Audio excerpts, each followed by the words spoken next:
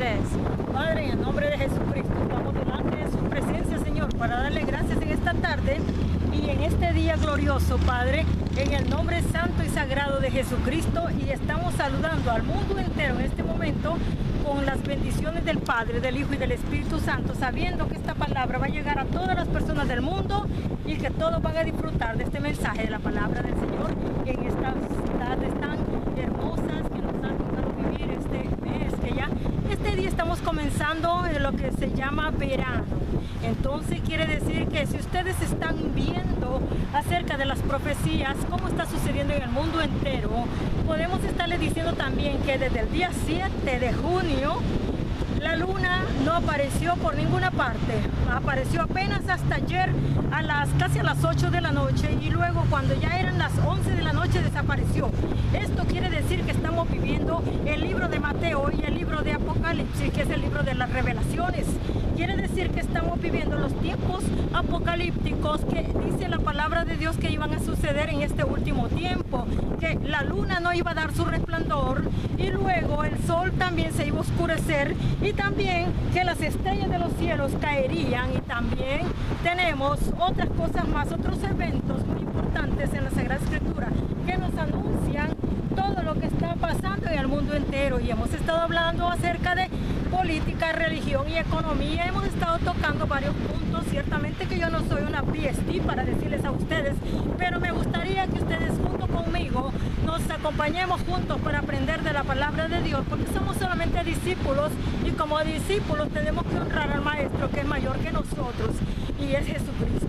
Así pues, todos estos días que han pasado hemos estado tocando lo que es la historia de Rusia, y vamos a estar tocando lo que es la profecía en Rusia, y luego también acerca de la religión. ¿Por qué podemos estar viendo eso y la economía? Porque eso es lo que marca el parámetro de la historia del mundo desde que fue iniciado.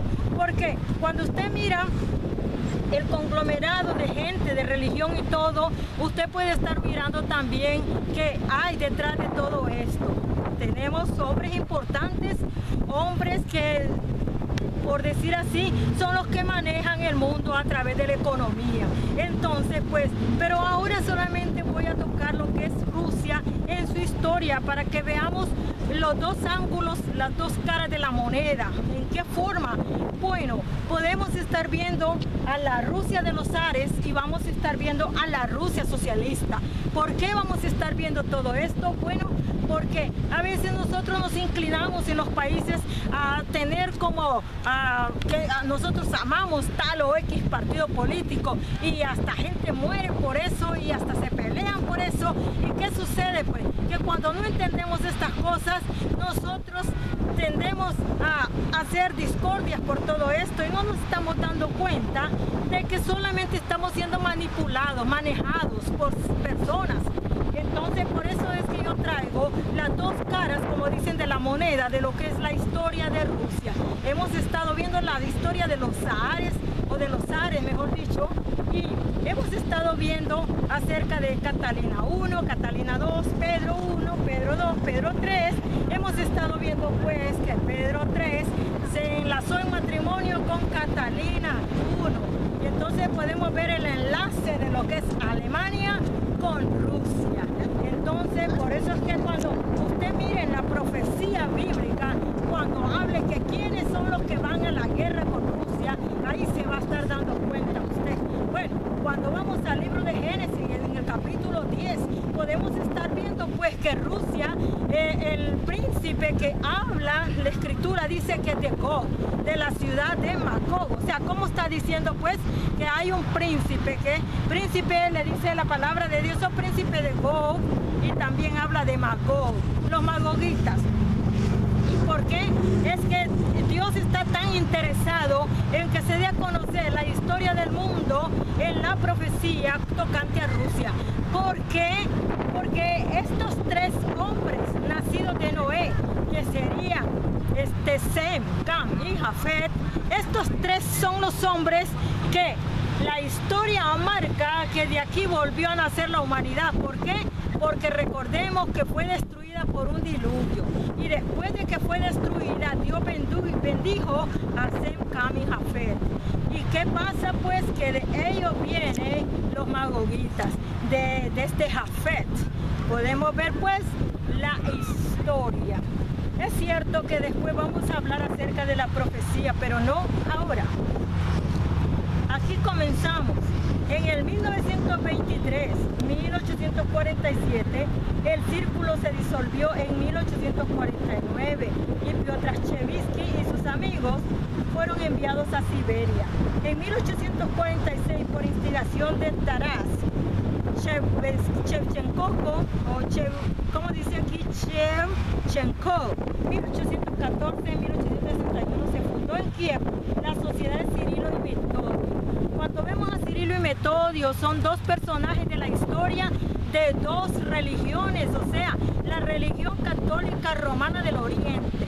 Estamos viendo pues que de ellos pugnaban por ciertas creencias que no se asimilaban a lo que Cristo dejó dicho a través de sus discípulos.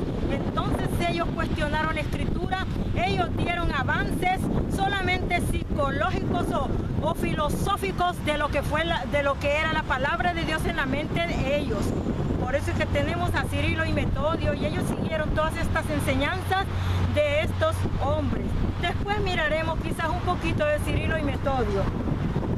Dice así: se fundó en Kiev la Sociedad Cirilo y Metodio para la liberación nacional y social.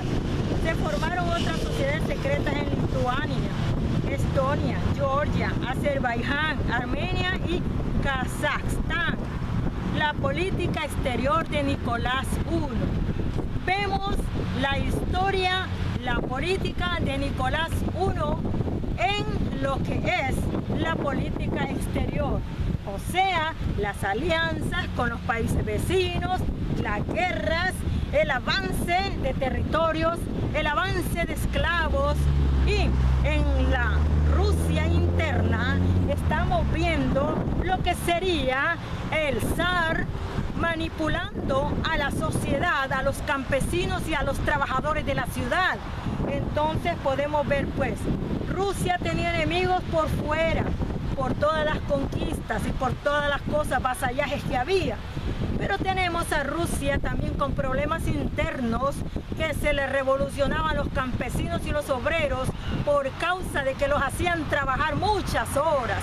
Era un sinfín de horas que los pobres campesinos llegaban a sus casas agotados y no podían ni disfrutar su familia, ni menos disfrutar del pan que comían, porque quizás llegaban tan cansados que llegaban solamente a dormir las pocas horas que les quedaba para volverse a levantar otra vez para seguir en lo mismo. ¿Por qué estoy tratando de hacer y decir estas cosas? Porque cuando nosotros vemos y tenemos euforia por un partido político, decimos yo soy demócrata, yo soy republicano, yo soy del centro independentista. Pero ¿qué sucede? Que resurge en esta historia de que los zares, aunque se llamaban republicanos y aunque se llamaban democráticos, ellos hundían al pueblo con todo el vasallaje y con toda la esclavitud que tenían. Entonces, ahora después, en unos breves momentos, voy a tocar a la Rusia socialista cuando se empiezan a ver algunas reformas, pero que no fueron reformas en verdad, porque las reformas que Nicolás I hizo fueron subyugar al pueblo de una manera que, aunque compraban sus tierras, de todas maneras el gobierno les quitaba el 80% de lo que era.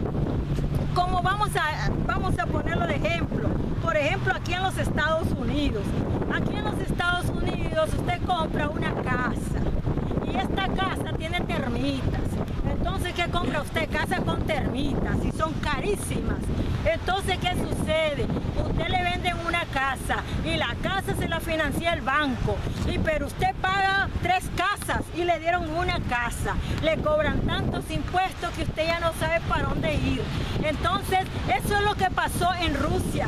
Rusia le vendía tierras a los campesinos, o los mismos terratenientes le vendían tierras a los campesinos, pero ellos se hacían los locos a la hora de que ya tenía que terminar el contrato, de que ellos ya eran dueños de sus tierras. Entonces, ¿qué sucede? De esa manera manera les quitaban sus tierras o sus fuerzas. ¿Por qué? Porque ellos pagaban más de lo que debían de pagar por aquellas tierras que no eran ni muy cultivables. Entonces así sucede aquí también en los Estados Unidos. Y luego, para remate, nos dicen que la tierra no se vende. Bueno, Dios dijo, es el primero que dice que la tierra no se vende porque es de Él. Pero los hombres vienen y se aprovechan y cobran un impuesto por tener la casa con termitas en el espacio donde está la casa. O sea que aquí le cobran por vivir, por nacer, por morir y por todo. Eso quiere decir que es el caos del caos de la historia. Porque los hombres, en vez de sentirse libres, se sienten esclavos. En vez de sentirse felices, se sienten infelices. En vez de sentir que tienen deseo de vivir, más bien quieren hasta matarse. ¿Por qué? Porque las mismas sociedades son tan duras con el individuo, pero estoy hablando de sociedades pudientes. Estas sociedades son las que subyugan al ser humano de tal manera que las personas no hayan para dónde ir. Si van a un país, está este problema. Va al otro país, otro problema. Es lo mismo, porque todos ellos están enlazados en las mismas políticas y poniendo las mismas leyes en todos los países. Por ejemplo, ¿se imagina usted que cuando yo di la historia pasada de Rusia, dice que uno de los hombres les mandó a los rusos a que no usaran barba larga, que no usaran vestidos viejos? ¿Por qué? Porque querían occidentalizar a lo que era Rusia. Es por eso pues que prohibieron ciertas cosas. Como dije también en ese mismo día, dije que en Honduras, el país de Centroamérica, ¿qué está pasando ahí? Dicen que las mujeres no pueden dar licra, que no pueden pintarse el cabello de rojo, que no pueden traer cartera, porque creo que las golpean o las matan. Es lo que dicen. A mí no me consta, yo no he visto nada. Pero como usted sabe, usted lo puede rastrear en el internet. Estos no son inventos de uno aquí. Entonces, es lo que le estoy diciendo. Y eso no quiere decir que ellos tengan la razón. Claro que no, porque estamos viendo una sociedad quebrada, una sociedad que se cae en pedazos, así como se caen las naciones todas las más poderosas en pedazos. ¿Por qué? Porque el ser humano, los mismos líderes que nos gobiernan, ellos no han hecho bien su trabajo, y es por eso que tenemos una sociedad que sufre, una sociedad que está enferma, una sociedad que está caída, una sociedad que llora, una sociedad que sufre, y el pueblo de abajo es el que más sufre las consecuencias porque no tiene cosas para subsistir, como por ejemplo, ¿se imagina usted que a veces el par de zapatos que traemos lo debemos a una tienda?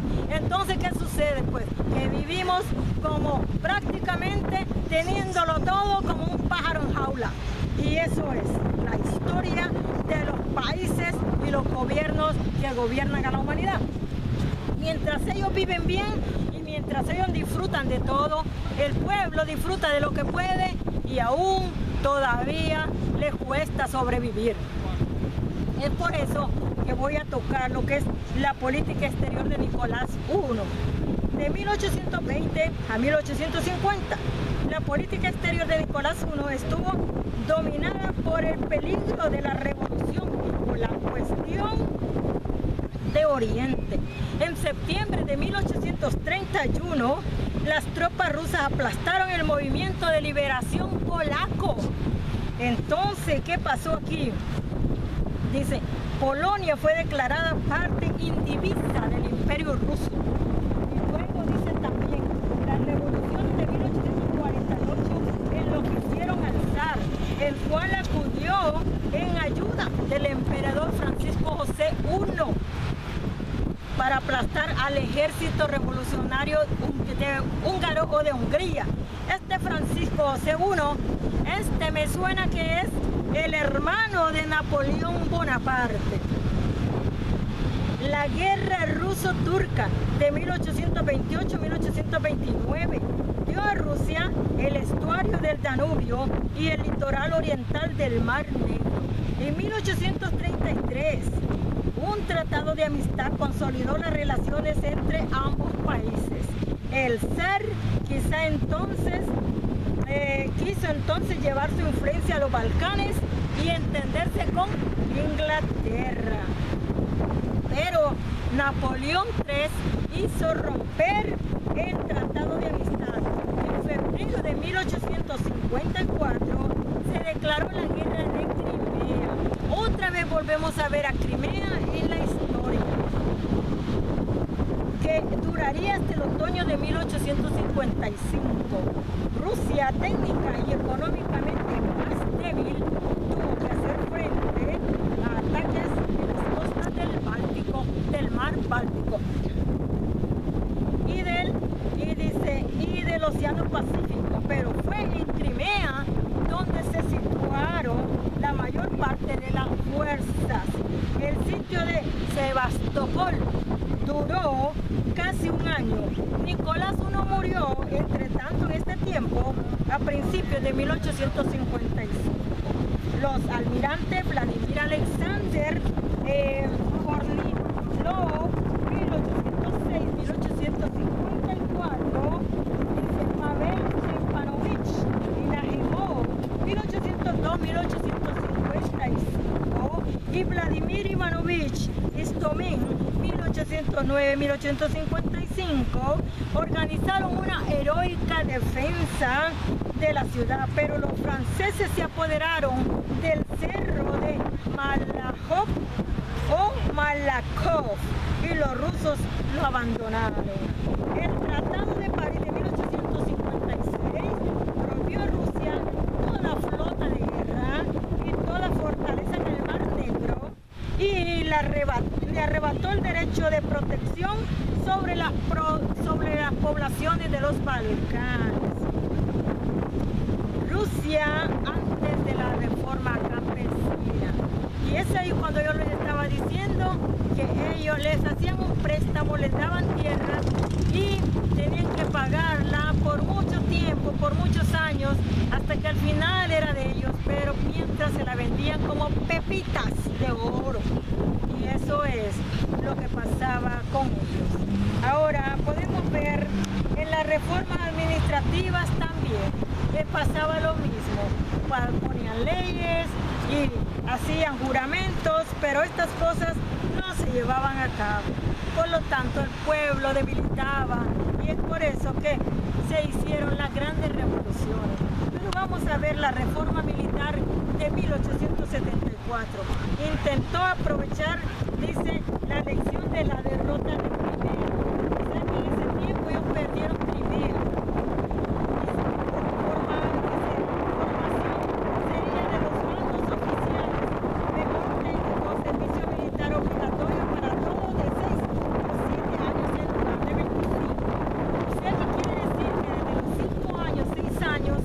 Niños ya los reclutaban para el servicio militar. Ya no era de 18 como es en otros países, ni de 25, sino de 5 y de 6 añitos. Criaturas que acababan de nacer ya empuñaban un rifle y ya tenían el derecho y el deber de poder ir a destruir a otro conforme le mandaban. Ahora dice, el apogeo de la autocracia. Los movimientos después de la reforma. Los campesinos, decepcionados por la reforma agraria de 1861, conservaron sin embargo su confianza en el Estado. Hicieron responsables sus miserias a los nobles y terratenientes. En 1869 se produjeron más que 1800 revueltas. Paralelamente, el movimiento estudiantil tomó ampliación después de las nuevas reglamentaciones en 1861 y 1871, tendientes a limitar las libertades universitarias. Entonces, ¿por qué se limitan? Porque ya cuando los hombres son educados y ya cuando los hombres están mirando lo que está pasando, algunos pueden tener la postura de ser indiferentes, pero otros pueden tener la postura de ver que sus padres y sus antepasados han sufrido bastante. Y otros puede ser que sean más unos bien nobles y otros duros de corazón.